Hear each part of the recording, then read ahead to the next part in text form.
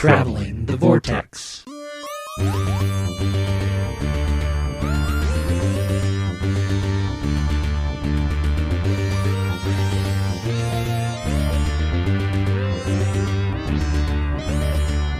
We've joined the Doctors as she travels the Vortex and arrive at episode 510, where normal service is resumed. I'm Keith. I'm Sean. I'm Glenn. How are you guys? Pretty good. You guys do anything fun this week? Yeah, but now I don't remember what it was. Oh, we went and saw Patton Oswalt. Oh, yeah, that's right. I saw that's your fun. Facebook post. And had Vazoli's. Yeah, I saw that too. You didn't call that one to my attention though. You usually do. No, I figured I probably shouldn't rub it in. Well, I saw it anyway. So, in fact, that was the first thing I saw before I saw your Patton Oswalt. Actually, I saw Mel's Patton Oswalt post on Instagram. I think second. How was it? He funny? He is very, very funny.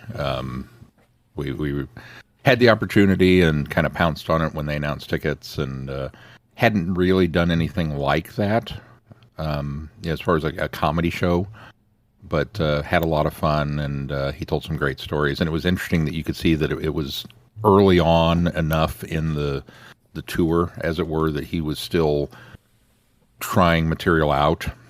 You know, that he would tell a couple of stories and do a couple of jokes, and based on it, then he would stop and he would kind of make a little note over on a notepad on the side.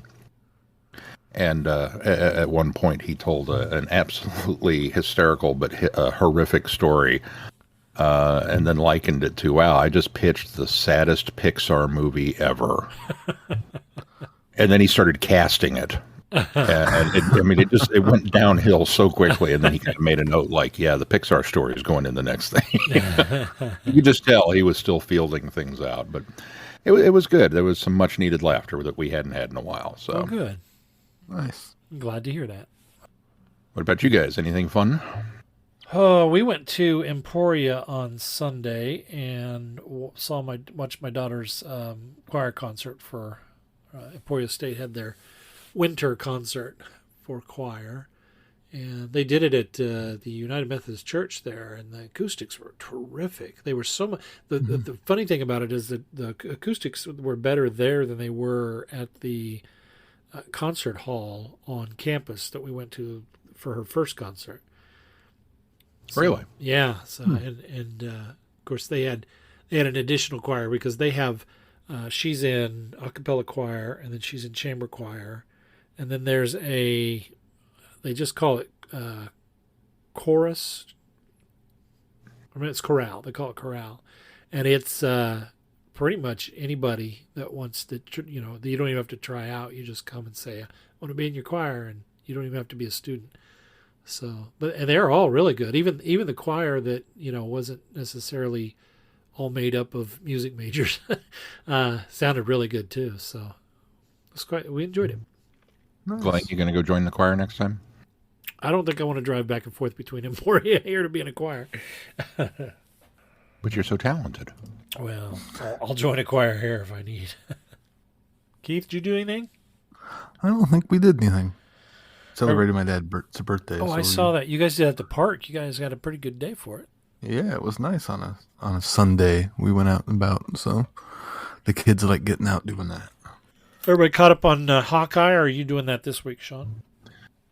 We're doing that this week, and due to a hiccup in our programming, we didn't even start Hawkeye last week. Oh, is that right?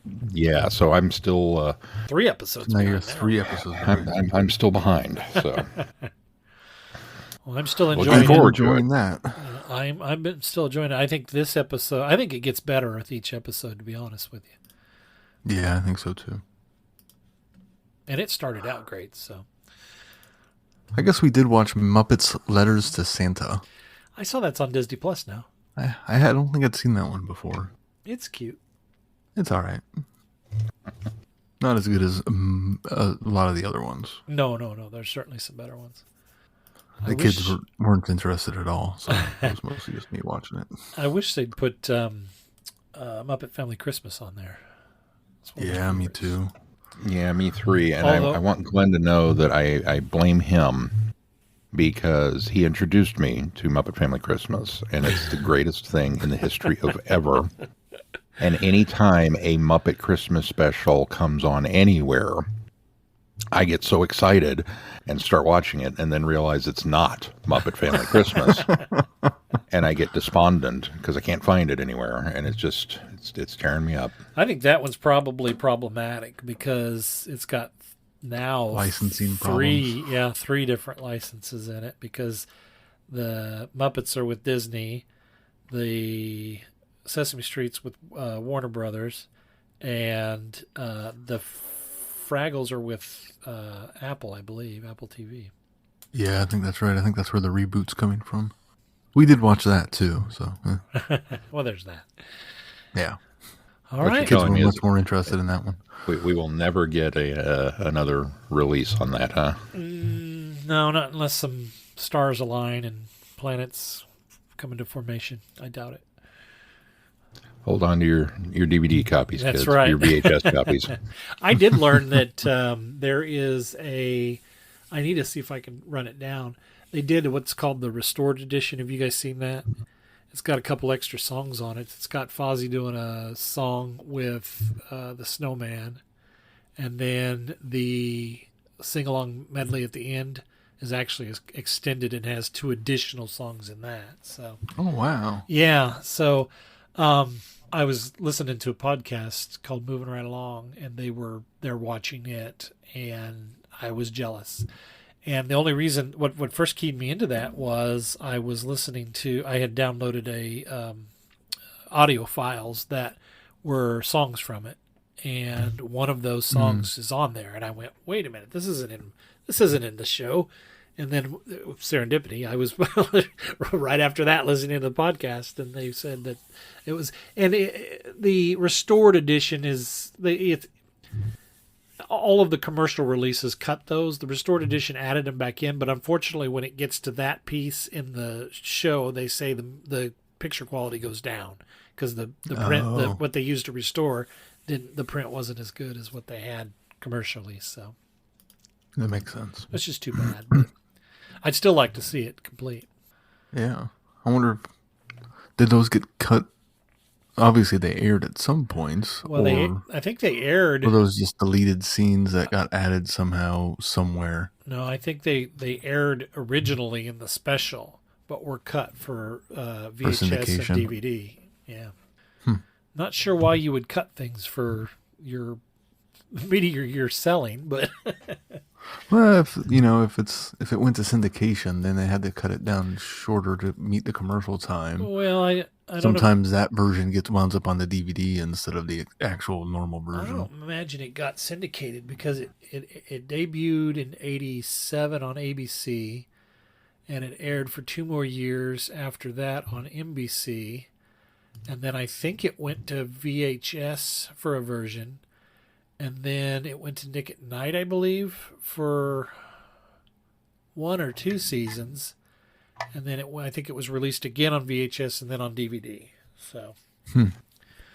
So I mean, the only any of syndicate. those might cut it down to get more well, commercials I in. think the ABC and NBC both aired in full, but maybe they cut it down for the Nick at Night version. I don't know. Weird. Yeah.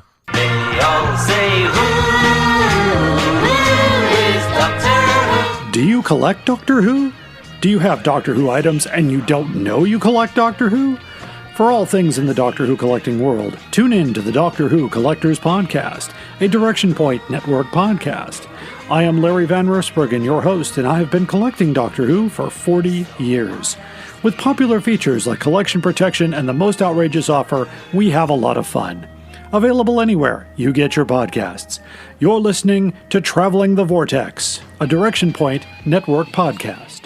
Any news? I don't think we have any news this week that came off, except for I think we got a little more information on the New Year's special and a teaser. A title and stuff, but we should probably discuss that after. Yeah, probably. So, since there's a bit of an inconsistency right now, we'll see how they deal with that. All right, well, let's review Chapter 6, The Vanquishers. Peoples of the universe, the warriors of Sontar offer you hope.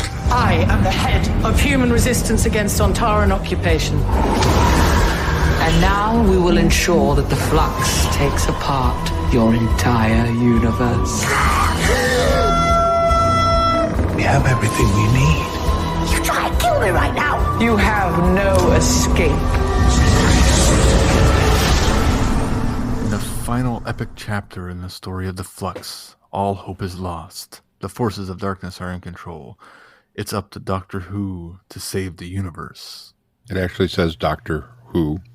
This version does. I don't know if it's the official BBC one or not. Is it DR period Who? No, it's spelled out Doctor. Huh. Where'd you get the Weird. synopsis from? TV Time? Huh. My app that I use to track shows and when they're coming on. That's weird. I know. Usually Well- they pull it directly from the actual official. Okay, here's the official BBC one.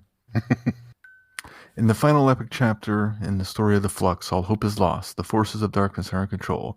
But when the monsters have won, who can you count upon to save the universe? I don't know why they changed it. That is weird. Well, changing the synopsis didn't do much for the episode anyway. Who wants to start this week? Didn't change my mind much. I'll start, Okay. unless somebody else wants to. Go for it. So, I liked it. I didn't love it. I don't feel like they stuck the landing, as it were. As an adventure episode, it was fine. It had moments that I cheered. It had some mostly good resolution of all the desperate plot threads that were, out there waving in the breeze. It had not nearly enough of resolution that I wanted. And at some point, I suppose I'm just going to have to accept that Doctor Who doesn't do that. Speaking as the guy who's still wanting to know what's up with the duck pond, I'm just going to have to let some of this stuff go, I think. But there's a lot of stuff that I kind of felt is that we didn't get enough of in order to condense the story down to 6 parts. And so we just kind of got one of those, okay, here's this, and then moved on, which I was a little disappointed with. I also, I'm not sure I like where we left it all, where we left things. The state of the galaxy or the universe at this point is, we don't know. I mean, they didn't necessarily fix it. You know what I mean? Oh, Yeah, they 100%. stopped the final wave, so they didn't destroy the rest of the universe, but still, however much had been destroyed previously, it's in an awful state. It doesn't bode well for, regardless of the fact that we spend 90% of our time on Earth, it doesn't bode well for future stories set in this universe. There's not going to be a lot of options left, from what I can tell. Well, yeah, and Tetuan pretty much explained that the Flux had pretty much ravished the rest of the universe, and that all that was left was kind of Earth. Not all that was left, because there were still obviously sectors for The Sontarans and and Cybermen, and and there were several galaxies in her holographic. yeah, but thing there, but still. I'm with you. I just didn't feel like they gave us a good enough resolution of what where does this universe stand now as we leave it. So. I agree with a lot of what you're saying, Sean. A lot of it, the story, a lot was set up for this story. For the most part, they tied off most of the loose ends, but I think it sort of felt like a rush to the finish line. I think I'm with you. I enjoyed watching. I had a lot of fun, and so that's why I'm kind of torn, because I'm pretty critical of what they did. I think it's better than the sum of its parts, but those parts don't quite satisfy. I ultimately think that it needed it. Now looking back at it, I think it needed probably 8 or 10 parts. I think it needed more stories to do what the War of the Sontarans and Village of the Angels did, and focus more on certain aspects of the story. Because I think, like, is it Diane, the gal that was in Pass?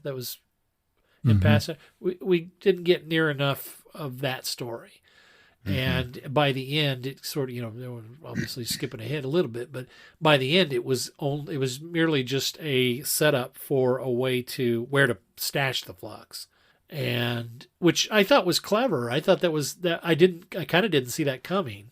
I totally didn't see that coming. Yeah, but a great reveal. But I sort of now wish we'd had more with her, like just really more of a story of her figuring this stuff out.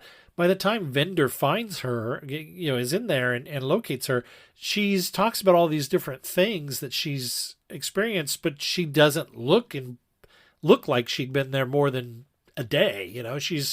I kind of felt like she should have been a little more unkempt and like time passage was different for her, and she had more, close calls and experiences, and I don't know, just that seemed a bit off to me. But I'm getting ahead of ourselves. Yeah, I'm kind of in the same boat with you guys. I felt fairly satisfied with all of the small resolutions that we got throughout the story. It felt like all the little pieces that they put in place got resolved, and I was fairly satisfied through most of them. It's just, and then it wasn't until afterwards that I started thinking about it, and then I thought of the whole universe aspect of things and how that's really, a mess and not really taken care of. And that's when it started to kind of turn my taste on the episode a little bit, because I thoroughly enjoyed watching it and had a lot of fun with it.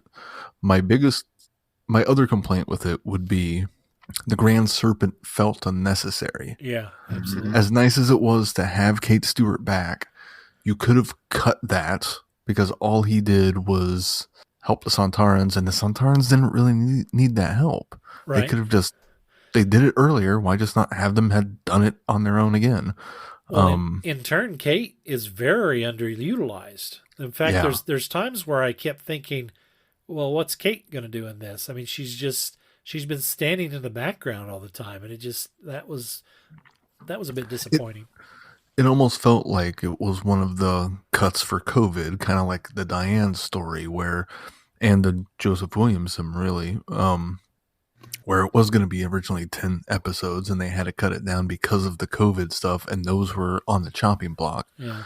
And they just had to piece the important bits from those episodes into the run and try to make it work as good as they could. And it just didn't quite work as well as it could have otherwise. Hearing you say that really makes me suddenly think, yeah, that's probably exactly what happened, because in my head, I would like to believe that somewhere down the road, there's, the ultimate director's edition of Flux that's kind of been waiting to come out.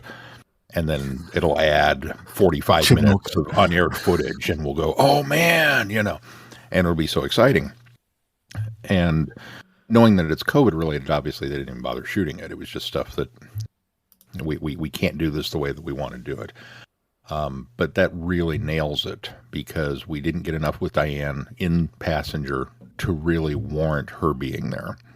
We didn't get enough with Williams, especially finding out that this guy, A, really existed, B, did not have city zoning permits, and just kind of dug wherever he wanted to for whatever reason. Giving that a historical, an actual historical slant with an alien presence is like, oh, that's why he's digging. Okay, that's really cool. You could have done a whole episode about that, and they probably planned to. Yeah. We just didn't get to see it, which is really unfortunate. The Grand Serpent's another one. There's absolutely no reason for him to be in this story other than to lead to the downfall of Vendor and his out on that research station. That's the only reason for that character to be there. His betrayal of humanity, his ties with the Sontaran, none of that mattered. Yeah. Absolutely. None of that came into play. You could have still had Kate Stewart showing up and being, the head of the resistance, because of course she would. But because she wasn't utilized very well in that episode, we had to give her some business with the Grand Serpent to kind of build up her character and make her a badass that we all know she is. And yet that still kind of falls flat in the grand scheme of things because, well, he's an inconsequential villain. So maybe if we'd have had a further episode developing why he's helping the Sontarans, because he's got no motivation at all. Other than the drop line of being able to subjugate the Earth after they leave. That was the whole. Yeah, but I mean, if Flux is going to destroy it, that's Yeah. It's piss poor planning. It just doesn't matter. So Well, there were lots of moments like that throughout this. That when we finally got to the end of the thing, it was kind of like, oh, well, that was it, huh? and as you said, he didn't really lend anything to the Sontarans. The Sontarans actually had a relatively good plan. In fact, I was kind of impressed by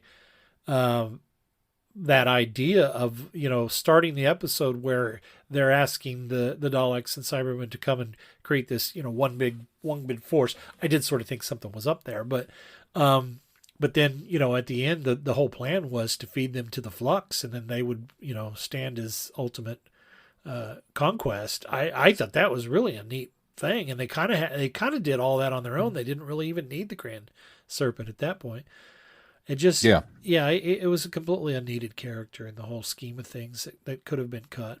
It just, it unfortunately boiled a lot of these interesting side characters down to, you're only here to advance the plot. Yeah. Or you're only here to give us the out that we need.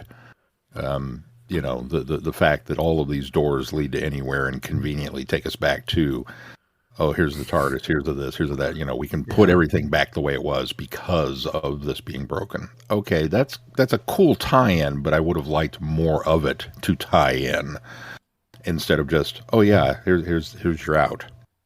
Kind of the same with Diane, because the passenger bit is really pretty brilliant, but we just didn't get enough of it to make the payoff worth it. I think the other thing that happens is Swarman and Zer's story seems to kind of fizzle at the end. Yeah, it was a very unsatisfying defeat. Yeah, well, their whole goal was to control the Flux and watch it destroy Earth over and over again, and bring the Doctor as a sacrifice to Time, who's their savior. We just need a little more behind what they were doing, and I think Time saying that it'll get her in the end sort of kind of felt forced, as the foreshadowing of her regeneration coming up when she confronts Time at the end. I felt like there could have been more to that, but it feels like Chibnall felt like, okay, I got to wrap this up and figure out how to end this storyline, and it almost was like they were the device to get the Doctor to Time so that Time could say your time is ending. It's just kind of weird. Yeah, it was very much the 10th Doctor moment with the Ood for 13 there. It's like your song is ending.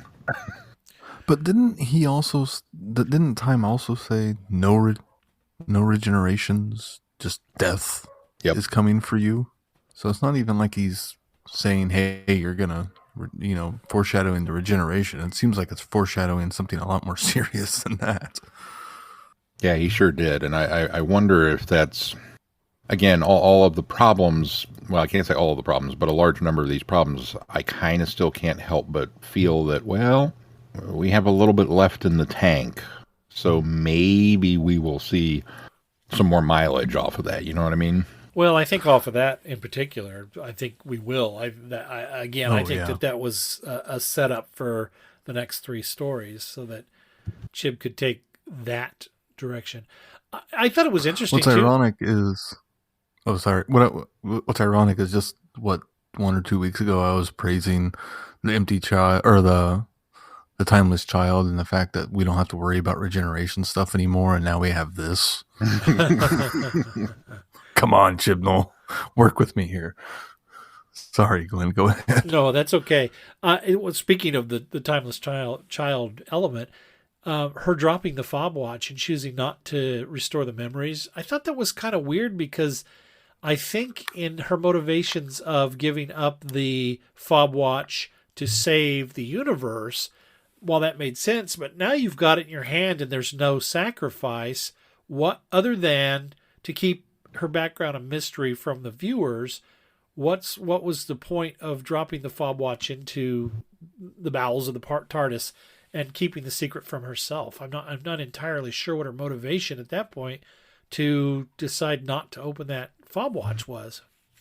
I took it as all of the everything you want to know is here. And yet, every time she found out a piece of that information, that she worked for Division, that she was this time agent, that she essentially walked away and abandoned Carbonista, it doesn't sound like the Doctor was a terribly nice person through a lot of this. I mean, still fighting for the rights of good, but maybe with some questionable methods. And I don't have anything to base this on because, as with most of Chibnall's stuff, we just didn't get enough of it. Well, that's he didn't go in and explain this, but the vibe that I got from her staring at it was that she didn't want to know. That she felt like it. I felt like she felt like it would tarnish who she was if she found some of this stuff out. Right. I think I think hiding it in the TARDIS is kind of the benefit, the best case. It's like I have it, it's safe. And if something comes along, okay, I've got it. I can go and get it then. But that's where I landed with it. I mean, I that's how I had to rationalize it. But I think the failure of the story is the fact that we didn't get a little more on why she did that. And the other thing that I have issue with is the Doctor has not parted from King, even in her memory, has had some poor partings with companions as well that probably wasn't any different than or much different than Carvanista. And so I don't buy that, the fact that she feels bad because she left him and because she's left other companions high and dry before too, and she's had remorse for that, but so that's not a good enough reason for me to believe that that's why she didn't want to open the fob watch. But she obviously did look at it as though she didn't want to, and so I got the vibe too that she just didn't want to know, but there was no satisfactory answer for why she doesn't want to know. Yeah, there were many things that were unsatisfactory. The ending for Professor Jericho, pointless. It was absolutely a worst case lazy writing scenario of, I need to give this thing some weight. I'm going to off a character. Yep. This one's turned out to be very popular. Okay. And now how do we do it? Well, we're just going to fling his time ring off or his transport ring off the finger and into a corner and then blow it up. Well, what sense does that make? That's not. Yeah. Why couldn't the player have grabbed him and transported both of them?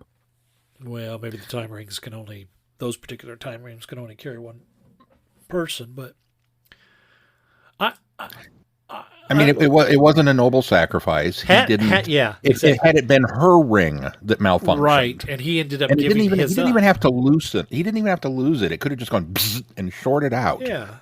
And then he gives her his ring to save her, and he hits a noble end. Okay, that's cool. I'm still upset, but I can get behind that. But no, just because it robs him of agency. It makes him feel like he was kind of a buffoon there, and you got tripped up there at the end. Right. And he was too cool a character for that. Deserved a far better going out bit. Yeah. I hope Big Finish gives us a whole bunch of audios in that 2 years that Yaz, Dan, and he travel together.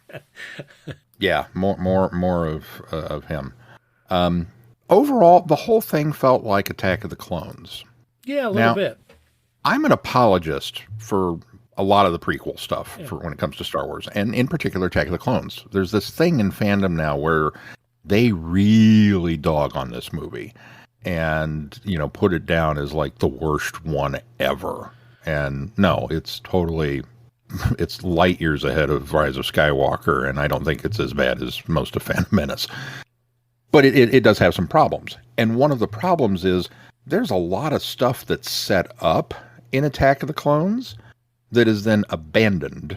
And we're not going to talk about it because we got to get the war started. Yeah. Starting with, who actually commissioned the clone army? The entire movie is this big mystery that Obi-Wan's chasing down whodunit. And then we don't find out. You had to go and read one of the books that's set in between movies in order to find that out. There's a lot of that going on here because we get this whole discussion of what is the flux. And then this very tantalizing dropped bit about, well, it's antimatter from outside the universe. Now, any Doctor Who fan worth their salt should have had their ears perk up. Oh, at that point. I did. In fact, I got so excited thinking, oh, you're going to bring Omega into this. What a great idea. This will be terrific. Now, this is how this series needs to, culminate. And then Omega never showed up. Yeah, and then nothing. It just so what? So we still don't know who released the Flux. I mean, well, Division did, Division. but who built it? And was it built for Division? For what purpose? Was it gifted to them? We don't know. It's just a convenient thing that happens. And while there's a part of me that kind of would want to argue, well, you don't need to know the who's and the whys and the wherefores. But yet you set up so much effort getting to the bottom of that, well, yeah, now I want to know. Right. And if you don't give me that, I feel cheated. Kind of the same with the Grand Serpent. I mean, we've kind of established he was a worthless character, but if we're going to bring him in, we needed to know more about his motivations for trying to take over and ally himself with the Sontarans. I still wanted more of the post-season wrap-up, as it were. Are we now going to be traveling around in a post-Flux universe that has not a lot in it? A lot of empty space, broken planets, and, the grandeur of things has been lost. If so, okay, there's some potential story elements that can be had there and some cool ideas, but it's got to be handled right. And I worry that it's not going to be. And I really, really worry that RTD is going to have a mess to clean up when he comes in. That he's just going to have to choose whether or not he's keeping it or ignoring it. Now, it's not all bad. Like Attack of the Clones, there's stuff that I like. I liked the fact that we got, I thought, a very satisfactory conclusion with Vendor. Yep. And what's her name? Belle? Belle. Turns out the baby wasn't important at all, which is okay. Just a little character development. It's just a little character development, and I'm fine with that. I thought that was well handled, and it was emotional, and they come together, they get the embrace, and I'm like, okay, great. I liked the fact that Dan is sticking around, to come forward. That excited me, because I was afraid that maybe he would just have this whirlwind adventure and however go back to his soup kitchen. However, the problem with that is that was another unsatisfactory point, is they've gone through all of this and they made her the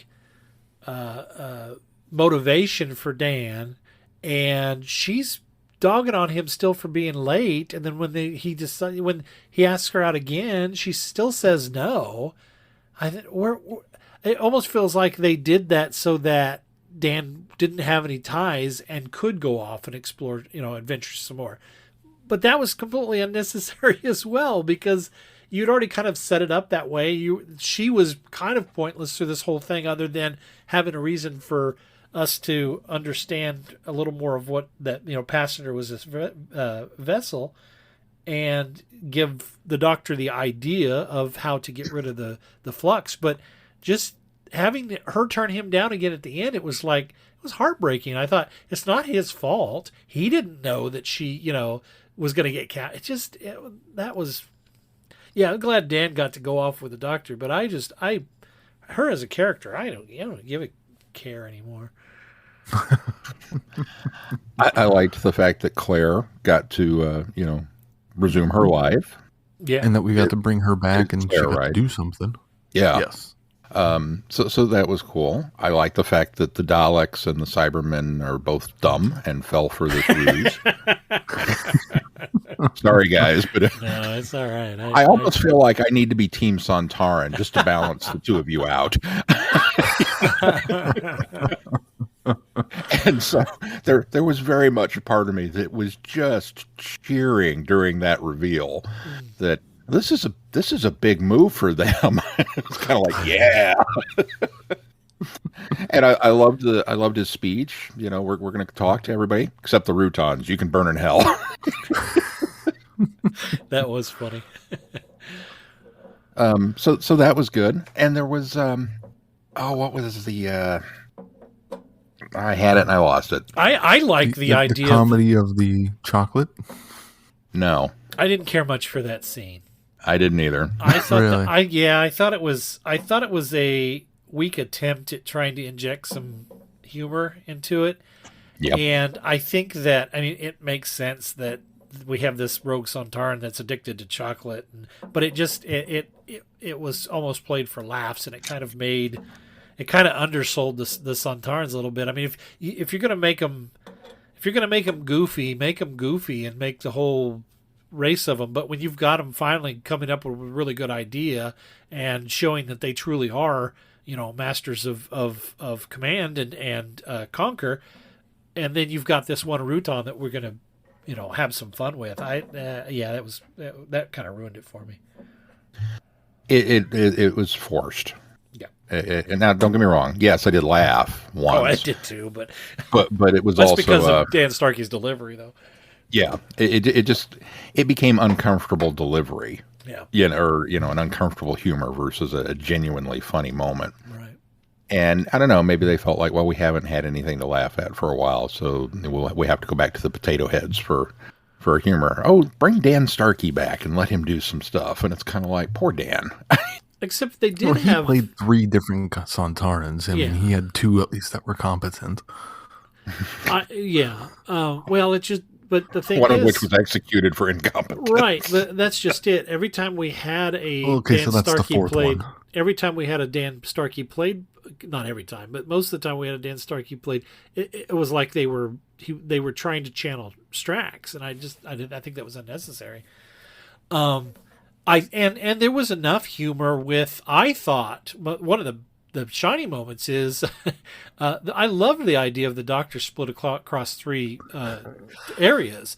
I thought that was a neat thing, and her bouncing off of she could have very much taken that and gotten a little bit silly with it, but I think it's balanced really well, and there's humor there because she makes the comments like, oh, I've got a crush on her, and when she interrupts her other self, and then she says, oh, I'll let you I'll let you say that. I mean, it's just there were little moments between herself that I thought were funny enough that was carrying the humor for this.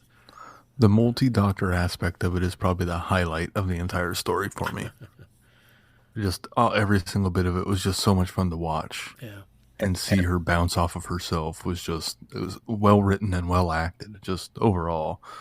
And a very clever idea. Absolute full props to Jodie Whittaker for delivering this performance where she swings so wildly from one extreme to the next throughout this episode. She has moments of heavy drama. She has moments of light levity. She has moments of goofball fun. She has very doctorish moments and lines and things to say. And then she has these really touching, the thing I was going to come back to is the bit at the end with her and Yaz. I love the fact that we finally kind of get I'm sorry. I've kind of not been open with you about this, and I should have been.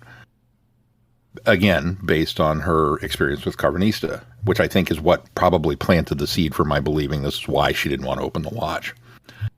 But it also, now, okay, maybe it's just me. I got to ask this.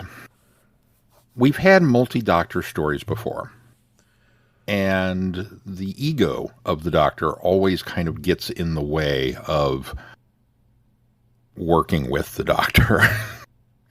Which has always led to these great moments of comedy with Sandshoes and Granddad and these kind of gentle barbs that aren't quite so gentle. Scarecrow, Fancy Pants, just all this stuff back and forth. And then we get the Doctor meeting herself. So it's still a multi-Doctor angle, but it's a completely different dynamic. And the first response is, oh, you're kind of hot. And there's a part, first of all, I'm not a prude. It wasn't stated quite that way, but... Well... She says she has a crush on her, but it was more of a...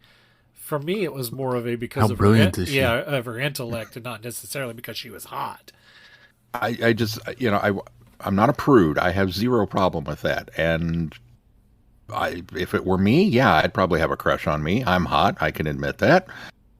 But at the same time, is it because it's a female Doctor that we went there. Now, if you guys didn't feel if you thought it was more intellect related than anything else, I'll drop it here. But it didn't seem like that. And I wonder if, as good as the joke was, are we treading on some thin ice or some dangerous ground by making that implication? Are we undermining the fact that we have a female doctor and then we have to make that joke? No, to me, that entire interaction felt very Matt Smith. Yeah. Yeah. So I don't think it had anything to do with her being a woman. Yeah, I don't think it did either. And I think that it was done in the spirit of she was impressed with her and she loved her intellect. She loved her own intellect. I don't think it was she showed up and went, there was nothing sexual about it, or there was nothing attractive about it. There was nothing visual about it. So I don't think it was at all what you're saying. I don't think it was. I just wanted to ask because I got a different vibe off of it. But if you guys don't think so, then okay, I'm good with it. The chocolate thing, not so much though. Just, I mean, the fact that he left a whole trail of breadcrumbs or candy wrappers for them to follow, that there was enough of a thing where they were able to pick up. Oh wow, look at this! The 7 convenience stores have been hit. Just, dude, really? That's like the guy that goes to rob the liquor store but wears the light up shoes when he runs off into the forest. I mean, come on. The cops just had to follow the trail of beer cans all the way to his house. I'm like you, Sean. I laughed. I laughed at it. I guiltily laughed at it, but it just didn't land right. That whole scene at all. Speaking of chocolate, should we give our code word? I think we should give our code word. So this is your last chance. Bum, bum, bum. As anybody who's been listening to the show knows, we are giving away a copy of Looney Labs' Doctor Who Flux. It is a brilliant and amazing card game that in no way, shape, or form ties in with the current season other than the name, and it's spelled differently. But we thought it was a cool tie-in to the current season because of the name and the fact that, the rules constantly change, much like the universe is now constantly changing. So it worked for us. At any rate, all you have to do is send us an email, feedback@travelingthevortex.com, and include this keyword, chocolate. That's all you got to do. And that'll get you an entry to win this copy of Flux. And if you did this with all of the keywords, and you still could, if you go back and listen or you have all the keywords written down, you can send one email with all 6 of them. That'll get you 6 entries. So go and do that and get us that information, and we will pick somebody next week and gift them this glorious thing. Maybe you'll keep it and play it yourself. Maybe you'll gift it to another Whovian as a Christmas present. 'Tis the season. So get on that. All right. And don't forget, you can also go to the website, travelingthevortex.com, and click on that Contact Us link, and there'll be a little box there you can also fill out. That'll get to us through feedback as well. I'll tell you, the house being used as a metaphor for the Doctor's memories, I thought that was kind of neat. It was a good visualization. Also, especially when he's deconstructing the house and she sort of, is having those same effects from it. And then he reconstructs the house and, she kind of pulls back together. I thought that was kind of a good representation. It was a little underwhelming in the sense that we kept seeing this thing and I kept expecting more from it. But I did kind of like it as a metaphor. And I think it does still kind of leave open the idea that a lot of people were subscribing to, the fact that it's the House of Longborough. I think that they, even though it's was sort of a metaphor for memories, it could still be that house, could be her family house. I thought it was absolutely brilliant. I like the fact that we didn't get the reveal of this is for sure what this is. And I think I like that because I've not yet read Longborough. I think that kind of scared me a little bit, that it's like not only from a spoiler standpoint, but I'm not in on this joke. I don't get it. And so consequently, I just know the lore about it. And so I kind of like the fact that we didn't get it. But I also like the fact that he threw it out there and did stir up this component of fandom into going, oh, I wonder if that's what this is. And then gave us just enough, because the fact that this construct is her memory is her past life is so intrinsically tied into her. And then Swarm destroys it. And it unravels the fabric of the Doctor, much like a loom. Okay, that's a cool visualization for that. And then he puts it back together, and she comes back together. Then he destroys it again, and it's obviously horribly painful and everything. It was probably the best use of that idea without going in and doing a full-blown Lunbrow story. Yeah, sure. Well, and just the way they designed the house, such a hodgepodge, is a perfect, visualization of the Doctor too, because she's such a hodgepodge. Each version of herself then creates something in a different way and builds this weirdly looking house. That, and I'm usually if it's done well, a sucker for color in black and white.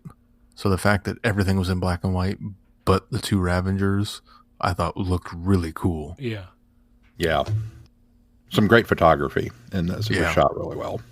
I think one of the loose ends or it wasn't even a loose end. It was like a plot device that didn't go anywhere. Was them going to the Great Wall of China and marking out the fetch your human on the ground, and then that was all in the last episode. But I kind of had hoped there would have been a little more pushover for this episode, because nothing ever comes about it. Carvanista looks at the monitor screen in the future and says, "Oh, I can't travel through time," and it doesn't go anywhere. So what was the point of them delivering this message in the first place? I thought maybe that this story would explain that, why they did that better, explain it better. But there was another thing. It was absolutely no reason for. It sort of got dropped. Thanks, Glenn. I had kind of forgotten all about that bit, and you're right. Now I have something else to put in the not so great column. But Dan's realization that the guy on the mountain was right, that he did fetch his dog, was pretty great. Yeah. Once he releases him from the little prison he's in. Yeah. And that's one thing I also didn't like with kind of how they left things. Well, it's cool that Carvanista and Vinder and Bell are off on a ship gallivanting the whatever's left of the universe. The idea that, all of his species is now gone is kind of like, oh, I really liked him as a character, and I assumed I would like the rest of his species too. And now that we won't get to meet any of these other ones, or, now he's just alone, that's kind of put a sour and sad note on everything. Right, yeah. I thought so too. It definitely came across as an unneeded atrocity. There are times in Doctor Who where the bad guys do horrible things, and it's, I don't want to say justified, but it's within the context of their character, and it's, the motivation of the plot, etc.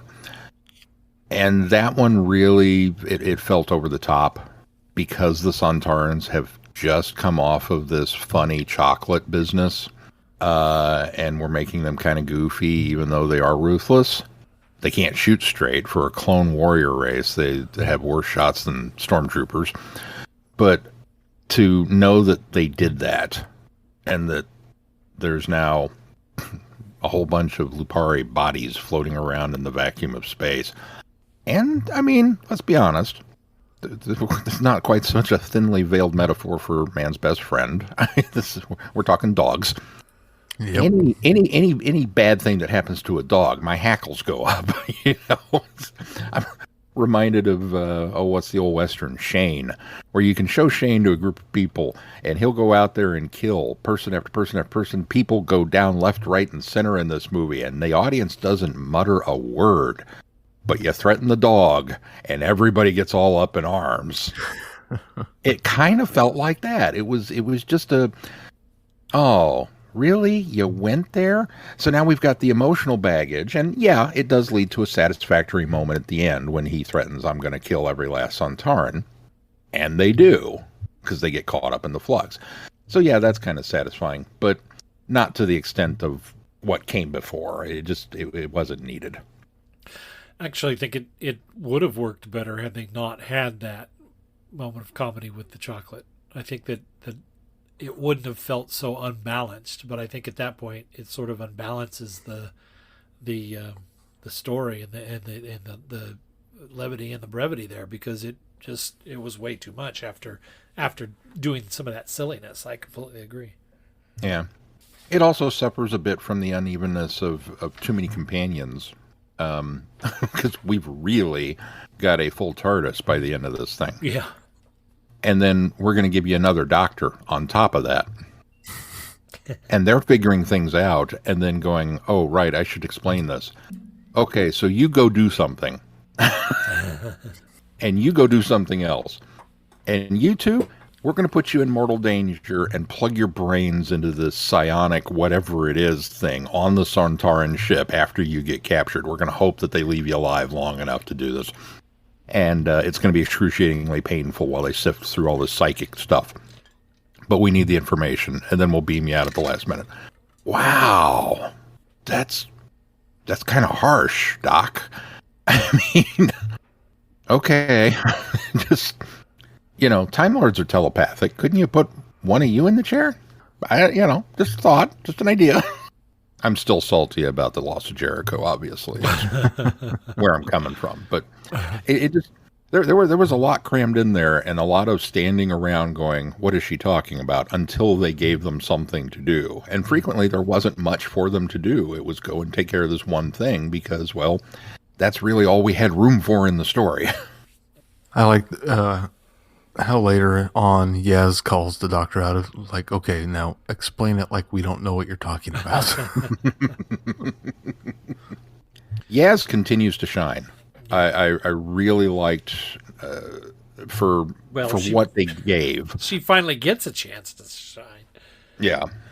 But I mean, all throughout the season, her take charge attitude and, it's not just what would the Doctor do from a Claire standpoint. It's a what would the Doctor do from a I have to take care of the people that are with me standpoint. Right. And I thought that came through in spades. In every iteration, whether it was the Weeping Angels or rappelling off the Great Wall of China, or this one, and she was right there. I love that moment when the Sontarans are coming through the doors at the beginning, and she hooks the rope over the door, the one door behind them, and pulls it open. I thought that was a great moment for her. Yeah, it really was. Dan felt a little short-shifted, but yeah. It didn't seem like for being the new guy on the block. Yeah, he didn't seem like he had a lot to do in this one. Hopefully they'll remedy that by giving him more later. Well, he's also done a little bit more than Yaz has on most of the season. Right, exactly. That's what I was going to say. The first half of the season was a little Dan heavy anyway. So I'll tell you, it's this weird situation for me because I still look back at it, even after us picking it apart now. I still look back at it and go, I still had fun watching it. I think that the performances carry it really well. Unfortunately, there's just a lot of people and a lot of things going on that there's a lot of unnecessary. But I had fun. I think there was a lot of good dialogue in there. It's a lot of action. It doesn't give you a chance to kind of slow down, which is probably to its benefit that you aren't necessarily when you're watching it thinking about all these little inconsistencies and these little things that are being left behind. But overall, I enjoyed watching it. I just don't think it stuck the landing, and I just don't think it's a very good. It's definitely not a good ending for a season, and it's not, overall it's not a very good episode. But I liked it. It's kind of a weird thing. Yeah, I don't know if I'd go so far as to say that it's not good. I think it was adequate. I think adequate's a better phrase for it. I'll go with that. I'll go with that. Yeah. There are issues with it, but when you still enjoy it, it can't not be not good. You know, so there has to be something there because we enjoyed it. And I think overall, I mean, aside from the couple of my two biggest complaints of the state of the universe and the Grand Serpent, I felt fairly satisfied by all of the resolutions we got throughout this entire story. So I would say that it's a fairly decent resolution for the entire season. I'll give you that. I think adequate's probably more appropriate. Yeah, I mean, like I said, I liked it. I didn't love it. There was a lot of stuff that it had going for it, and you're right, Keith. The mini resolutions they tied up things nicely. it's just, I think it's one of those that the more you think on it, the more you start to pluck at it and realize that, well, it was kind of like ice cream for dessert, where you went out and you got it and you thought, hey, this is going to be great. And then you ate it and it was like, well, I really shouldn't have done that because now I feel kind of ucky and, I didn't need the calories, and you're kind of miserable about it afterwards. It's kind of like that because it didn't sit real well. It's not anything like that. You don't think it was a terrible metaphor. I go and have ice cream. Well, I don't know. I guess never feel yucky. Yeah, I don't know that I feel yucky and that there was too many calories. But maybe even if you do, I don't think that this episode made me feel yucky afterwards and made me feel like I had too many calories. It wasn't satisfactory. I think it's more like empty calories. Yeah, I think it's more like empty calories. It's more like, sometimes when you decide instead of having a meal, you're going to, drink your calories in soda or something else, and then you're not satisfied. Then I think that's kind of it. I enjoyed that soda I had for dinner, but there wasn't enough substance there for me. That might be better. Outside of being drunk on your metaphor, it just didn't really work. I mean, that might be the way I felt after it, but I guess if you're equating that, but beyond that, the metaphor I don't think worked. Well, like I said, I sat there and I watched the episode and I was enjoying it, and I'm very, very happy that the timeless child element that I most feared could happen did not. So that was me being very grateful and a good thing. Although I suppose if I'm throwing another there are bad still 3 metaphor episodes. Yeah, that's a little bit like dropping a bowling ball and then going, well, thank goodness I didn't hit my toe with that. But I just there's still a lot of, I still have a lot of unanswered questions, because if we are in a post-Flux universe and that's where we're going to be for at least the next 3 episodes, how are their Daleks? Well, yeah, that's definitely a looming question as well. But that one's another one that I kind of write off like, well, the Master's going to come back. It doesn't matter that he was on fire when we last saw him. He's going to come back. We're not going to explain it. It just happens. It's Doctor Who. But what happened to we're going to go over here to this new universe? So we lost Tetuan, so that was the end of that? And did the Ood have an escape pod? No, we don't know what happened to that. Still there. He just okay, so now I have another problem with it, because the Doctor totally abandons the Ood, and then when she stops and goes, "Oh, one more thing," I went, "Oh, thank God, you're going to go back to rescue him." Nope, we're going to go over here and do this. Like, serious? What about the Ood? I think that Ood could be used as the reset button. I think that leaving the Ood there probably allows Chibnall or somebody else to say, well, the reason the Ood stayed behind is because he was reversing all of this. He was, introducing matter back into the universe and taking everything back to the status quo, I think is maybe what they could do with that. So if we return next week and it's completely back to normal, and that's why we have Daleks, that's what happened. We blame the Ood. That's the new headcanon. The Ood fixed it. Thank goodness the Doctor didn't go back and rescue him from being alone on the space station, because he fixed it. Looking ahead, and this is coming from the guy who loves Daleks and doesn't really get enough of them. Does it bother anybody else that every New Year's special has the Daleks returning? It is kind of odd. I thought of that. I thought of that when I saw the trailer, and there was a part of me that's like, all right, Daleks again. and then I had to stop and go, but you know what? In a way, that's perfect, because I think we all agree that Daleks, as much as we love them, are a little overused. They're a little attention grabby, and knowing that, it would be nice if we had a season without the Daleks, because they should be reserved for kind of special occasions. You want to bring them out as the big bad and then go, ta-da, and then put them away for a while, and then bring them out again and go, oh, they're back. then put them away for a while. And that should be the thing. And so the idea of kind of doing it as the holiday special for New Year's has been, well, okay. I mean, that's kind of it's a big event episode. It's not part of the regular season, technically. Yeah, it kind of makes sense. Yeah, but to me, that's not any different than putting them in the once in the middle of the season, and you've already established that they need to be put away for a while. And yeah, I agree with the idea of, okay, this is something different and special, but I hope that there's some sort of explained reason, maybe if not direct, but maybe in meta, as to why the Daleks keep coming back at New Year's. Well, the last one was a direct sequel to the first one, so maybe it's part of a trilogy. Maybe that was something else that Chibnall had planned from the get-go, knowing that he was going to do 3 years, as he was going to do 3 Dalek stories that would all tie in together. Could be. The middle one certainly was not Empire Strikes Back worthy of the set. Or like Amazing Spider-Man 2 worthy. It's probably a little closer to Attack of the Clones. Didn't suck, but, well, kind of have to be an apologist for it. But, you know, maybe we'll get a Return of the Jedi out of this. Seeing the extended trailer makes me a little bit more excited about it than what was included with the episode. I think so, too.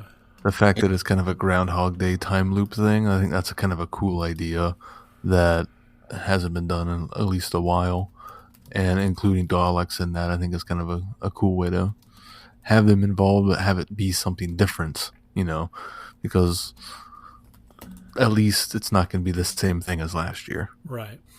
So there is an extended trailer then? Yeah. I have not seen it yet. Yes, you'll want to go check out the extended trailer on YouTube. Oh, I shall have to go do that. Hello, fellow time travelers, and welcome to the Doctor Who Target Book Club podcast, the only podcast to discuss, in story order, all the Doctor Who novelizations. My name is Tony Witt, and every 2 weeks or so, I'm joined by a 2 to 3 person discussion panel, including our so-called expert who's been a Who fan since 1979. That would be me. We also get the views of intermediate, casual, and novice fans who either have never seen the show or who have never read these books until these podcasts, including Dalton Hughes and Alison Fitz-Seyfried. You can find us on iTunes, Stitcher, Spotify, or wherever you find good podcasts, or even ones like ours. You're listening to Traveling the Vortex, a Direction Point podcast. All right, well, Sean, what do we got coming up on the schedule? Well, coming up on the schedule, we leave the 13th Doctor in her broken, shattered, tiny universe and go back to a simpler time when the universe was full of things and peoples and Daleks. Black and white. And black and white. Or color, depending on which version you're going to watch. The Evil of the Daleks, the animated... I keep wanting to call it a reconstruction. Is it still a reconstruction if it's brand new animation to fill in? I suppose, yeah, they're reconstructing the story. Okay. The animated reconstruction of the Patrick Troughton Second Doctor starring Evil of the Daleks. And it has finally come to the shores over here on this side of the pond and full DVD and Blu-ray glory, and we will be reviewing all 6 parts of it. Nope. Just DVD. Just DVD. We will be reviewing the DVD in all 6 parts of it. I don't want to get anybody excited and go, wait a minute, there's a Blu-ray version of it in the U.S.? I was about to hop on Amazon. There's not. Well, there is if you buy it and have it shipped, I guess. Well, and have a region-free player because it's... Oh, I didn't say you could watch it. Still I region just said you could 2. buy it. That's true. Yeah, no, it's a thing, so... Which I did not buy. It was available in a very beautiful steelbook, and I was like, I haven't bought any of the rest of them. I guess I won't get that one either. I'll buy it on DVD and wait for the box set. All right, well, be sure to check out our website, travelingthevortex.com, for updates on this podcast. If you get any value out of this podcast, why not consider putting some value back into it? You can do that on our Patreon link and consider supporting us there. Also, please consider giving us a 5-star review wherever you subscribe to this podcast. Make sure you join the conversations on our listeners forum on Facebook. And one other thing I want to add this week is make sure you go to the Goodreads poll if you are following along with the Traveling the Vortex book club that Holly facilitates for us. She has a poll up there for us to vote on for the next story that we will be reading and reviewing. So I actually think some of them are audios too. So whatever wins, we'll be reading or listening to. Anything else we need to do before we close this show? If not, till next time, I'm Glenn. I'm Sean. I'm Keith. Cheers. Good night, everybody. Be seeing you. Thanks for listening. You have been listening to Traveling the Vortex. Doctor Who and all of its associated programs are owned and trademarked by the BBC. No infringement is intended or implied. Direction point! Direction point! A Doctor Who podcast network.